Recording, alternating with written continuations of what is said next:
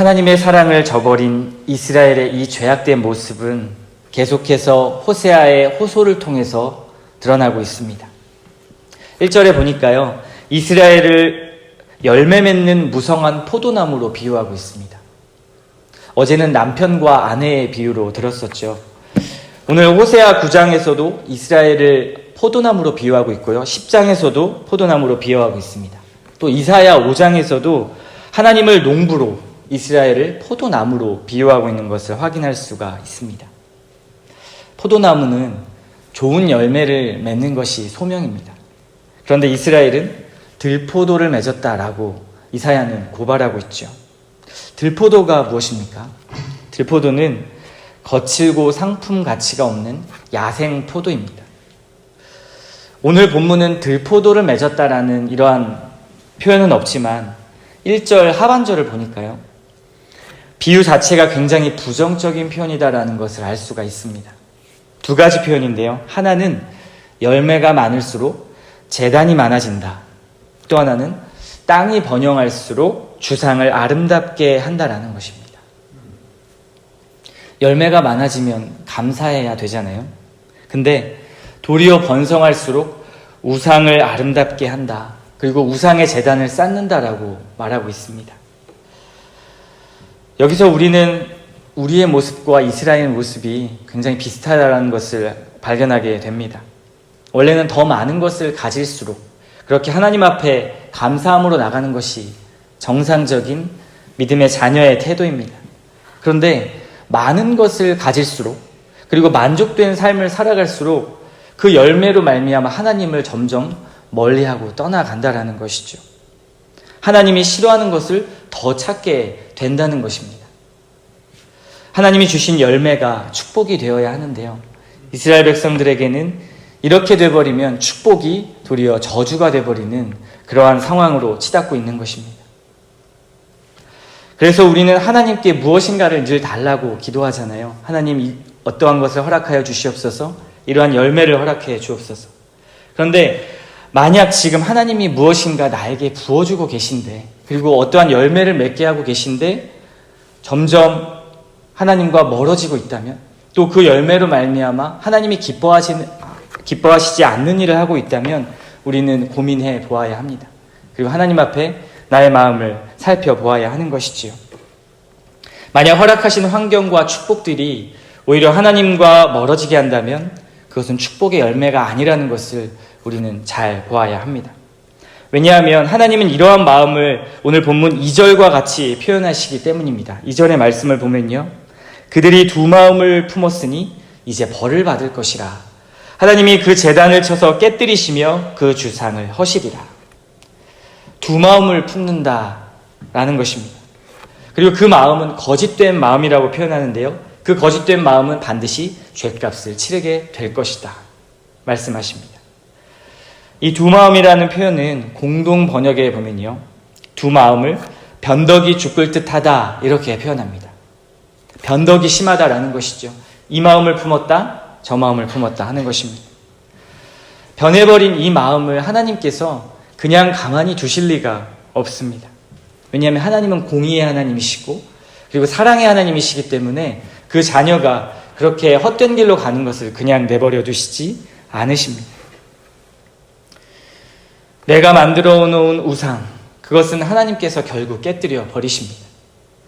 나에겐 더없이 소중하고 만족함을 주는, 버릴 수 없는 그 우상, 하지만 하나님께서는 그것을 싫어하십니다. 우리에게는 잘 드러나지 않는 그러한 만족을 주는 것 같기 때문에 그 우상을 계속 소유하고 싶죠. 그런데 하나님은 이것을 과감하게 부수십니다. 우리를 사랑하시니까요. 하나님은 우리 깊은 곳을 감찰하시고 그리고 우리의 얼굴을 하나님 앞에 들어서 하나님을 구하기를 원하십니다. 살다 보면 우리의 마음이 늘 일정하게 기쁘거나 또 긍정적이지만은 않습니다. 행복한 일만 일어나는 것은 아니죠. 때로는 아프고 때로는 슬프고 또 그런 것이 사람 인생입니다. 예수님도 그러셨습니다. 예수님도 하나님의 아들로서 이 땅에 오셨지만 늘 기쁘고 좋은 일만 있었던 것은 아닙니다. 그런데 우린 여기서 질문을 던질 필요가 있습니다.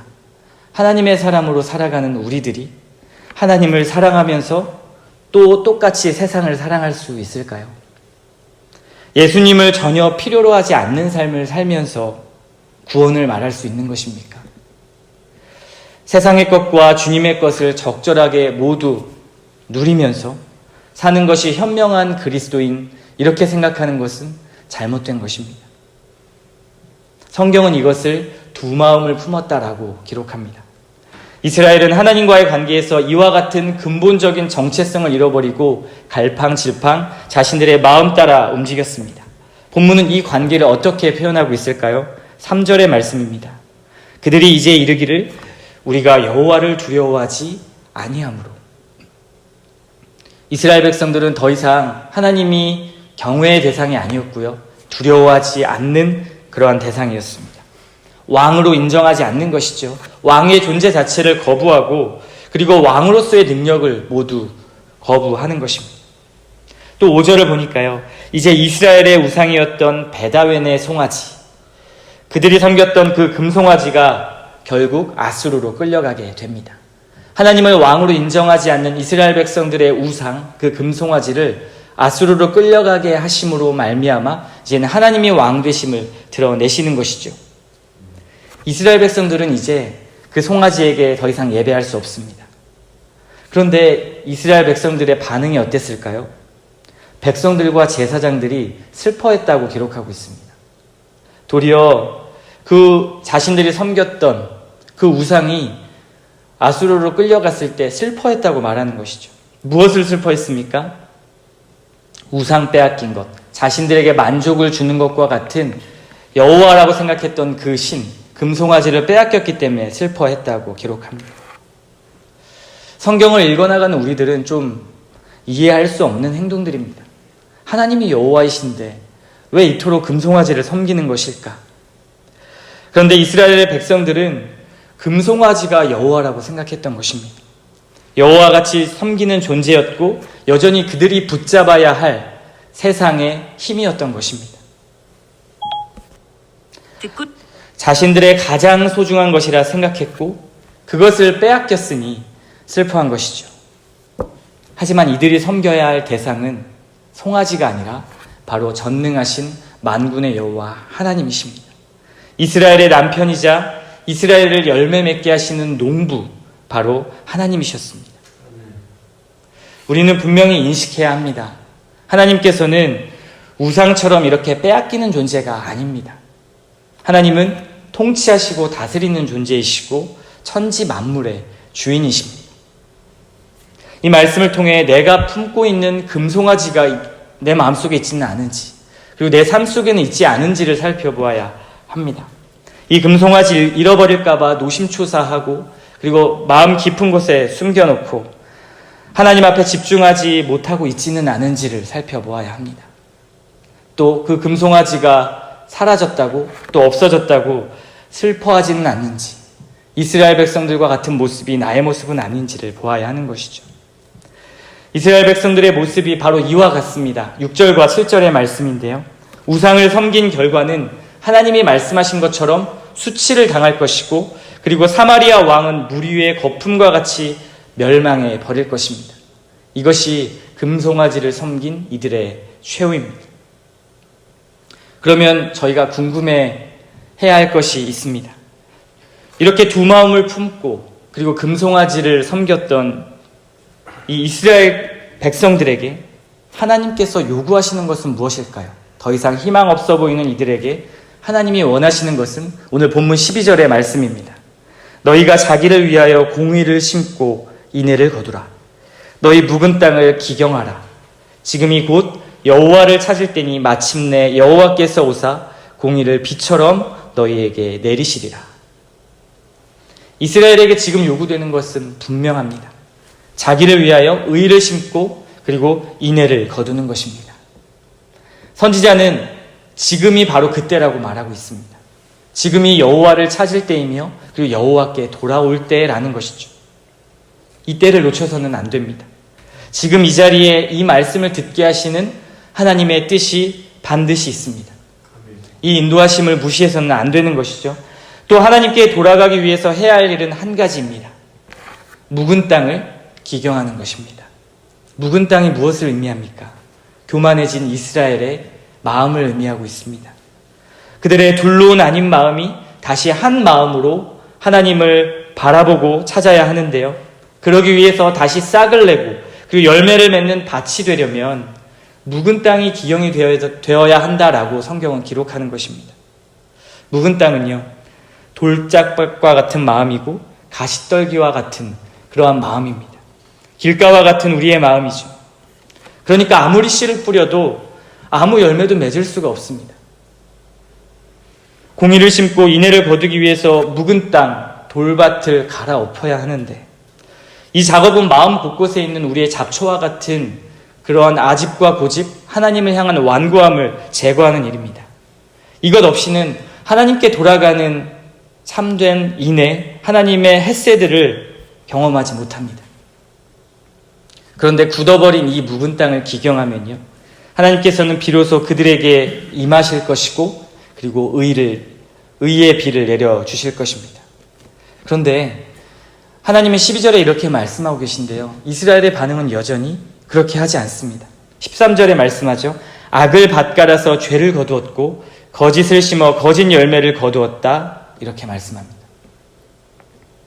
이것은 여전히 그들이 자기의 길, 자기의 방법, 자기의 것, 자기 소유, 자기 힘, 자기의 지혜를 의지했다는 것입니다.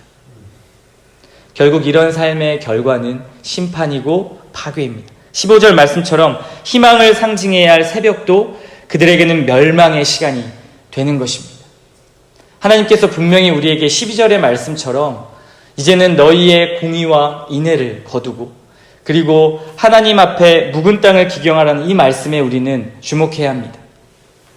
인간의 묵은 마음이 하나님 앞에 인애와 은혜 가운데 기경되려면 우리의 힘으로 되는 것이 아닙니다. 하나님께서 우리에게 허락하신 성령 하나님, 그 성령 하나님을 통해 얻는 마음의 할례, 그리고 그 중생의 은혜를 베푸셔야만 가능한 것입니다. 그래서 우리는 이 묵은 땅을 기경하기 위해서 할 것은 무엇입니까? 우리의 의지와 우리의 자아로 하는 것이 아니라 하나님께서 우리에게 허락하신 복음의 은혜, 그리고 성령의 은혜를 간구하는 것이죠. 그렇다면 우리가 주를 찾아야 할 때는 언제입니까? 미루는 것이 아니라 내일 며칠 뒤가 아니라요, 바로 지금 이 시간입니다. 지금 깨닫게 하실 때 하나님 앞에 나아가는 것이죠. 우리는 부지런히 이 아침에도 그렇기 때문에 주님 앞에 간구하고 고백해야 합니다. 때론 들포도를 맺는 포도나무였고 열매를 맺어도 감사할 줄 모르는 그런 교만한 마음이었고 또 이스라엘 백성들과 같이 우상을 섬겼던 이 두 마음을 품었던 그러한 자들입니다. 그러나 이 하나님 앞에 옳지 않은 이 마음을 주님이 도와주실 것을 믿고 기경하기 위해 간구하는 이 아침이 되셨으면 좋겠습니다. 그래서 하나님이 우리에게 묵은 땅을 기경하라, 이렇게 말씀하십니다. 자비롭고 인애하신 하나님의 성품 앞에 간구하며 나아가시는 귀한 이 아침이 되시기를 간절히 소원합니다.